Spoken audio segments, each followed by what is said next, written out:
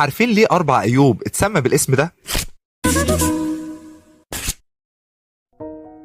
4 أيوب هو اليوم اللي قبل خميس العهد على طول، واتسمى بالاسم ده علشان أيوب اللي كان شبه السيد المسيح في حاجات كتير قوي، ومنها الآلام اللي اتعرض لها. وده لما الشيطان دخل السماء يتسحب وسط الملائكة اللي كانوا واقفين قدام ربنا. فربنا قال له: هو أنت جيت منين؟ فقال له: كنت بتمشى في الأرض.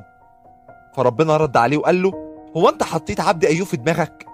لأن أيوب ده مفيش زيه في الأرض كلها، رجل كامل ومستقيم. فالشيطان قال لربنا: وهو أيوب بيعبد الله ببلاش؟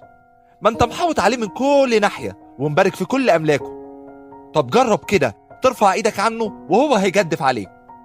فالله قال له: كل اللي عند أيوب بقى في إيديك، تعمل فيها اللي أنت عايزه، ولكن اوعى تقرب لأيوب. وساعتها خرج الشيطان من قدام ربنا، وبدأ الشيطان ياخد كل حاجة من أيوب، أولاده وكل أملاكه.